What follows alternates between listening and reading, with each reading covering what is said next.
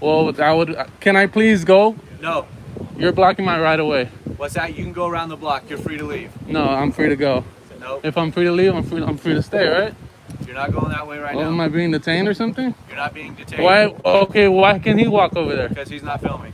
All right, folks, we're going to talk about prior restraint and how important it is. First, it is defined in the First Amendment law, and the definition reads, in First Amendment law, prior restraint is government action that prohibits speech or other expression before the speech happens. The overview states, prior restraint typically happens in a few ways. It may be a statute or regulation that requires a speaker to acquire a permit or license before speaking. Prior restraint can also be a judicial injunction that prohibits certain speech. There is a third way discussed below in which the government outright prohibits a certain type of speech. Courts typically disfavor prior restraint and often find it to be unconstitutional.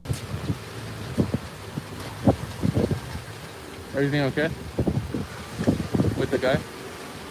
Yeah, you know what? I'm not. He had a gun or what? I'm not gonna talk about. Yeah.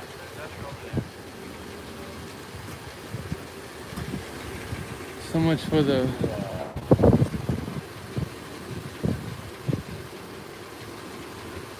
So much for the transparency. So we're out here in the community, and the police doesn't want to share what's going on with the neighborhood. So, no, we're just out here trying to get some transparency, and they won't even share public information. Why are they making it seem like it's some hidden thing?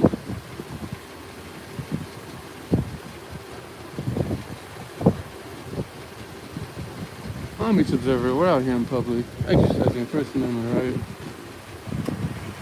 to the press.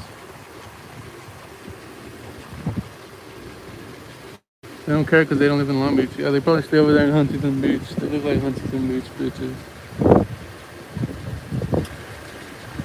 This bitch, I mean this girl, excuse me.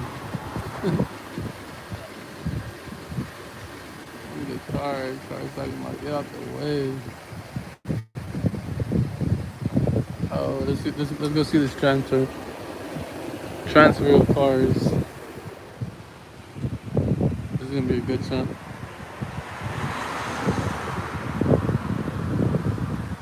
Well, would you look at that, folks? Parked in a red zone without any emergency lights on. Hang on, sir.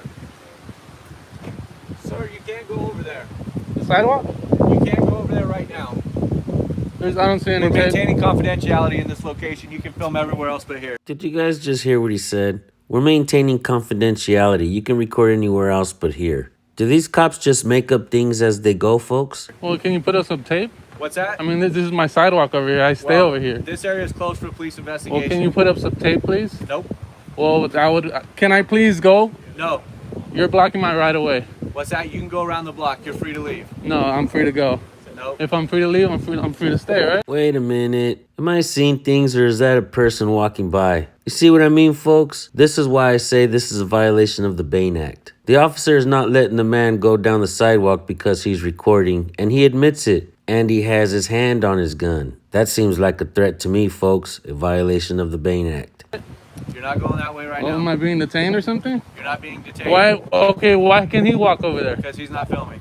What are you talking about? So are you discriminating against me? Because I'm filming? This is discrimination. We're maintaining confidentiality. No, what it is, you're breaking the Bain's Law. You know what that is? What's that? Bain's Law. Right? The Bain Act. You know what that is? That's great. You're not going this way. Because I'm filming, you're impeding my walkway. What's that? Because I'm filming, you're impeding where I can walk. Other paths. You guys are a joke. I'm not going anywhere from here. If I'm free to leave, right? I'm free to leave, right? Then I'm free to stay. Not this way, though, until we're out, until our confidential part of this. Can I get your name and badge number, you fucking tyrant? Sergeant Stein, 5915. And yours? Sergeant Paul, 10137. Perfect. Boom, Bain Act. Bain Act. You know what a report is? You wanted to go this way, No, right? you're good, right? Yeah, it's called the Bain Act, and you just violated, you fucking moron. Ooh, look at that smirk. Ooh, I triggered you, huh, you little bitch?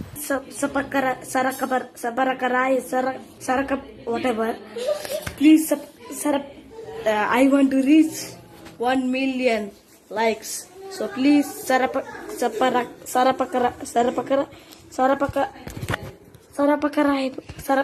Yes, yes.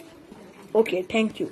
Now, what we do on YouTube is publication of news, folks. That's extremely important to understand because we're going to talk about prior restraint of freedom of press. The issue of prior restraint often occurred when the state sought to prevent a news publication from publishing something. In Near v. Minnesota, 283 U.S. 697 in 1931, a statute authorized the prior restraint of a news publication. The Supreme Court held that such a statute is unconstitutional. However, the court did find that prior restraint may be allowed in exceptional cases, such as when the nation is at war or when the speech would incite violence. And in New York Times v. U.S. 403 U.S. 713, in 1971, the United States government tried to stop the New York Times and the Washington Post from publishing classified government documents. The Supreme Court held that the government's arguing of security did not trump the newspaper's freedom of speech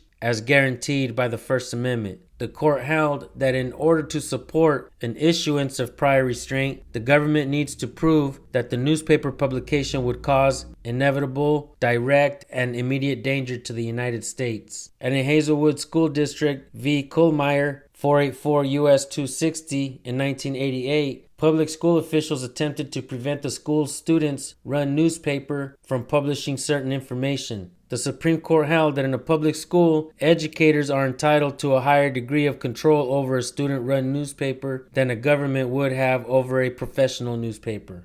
The Supreme Court understood that prior restraint also had to cover not just freedom of speech, but also the freedom of press.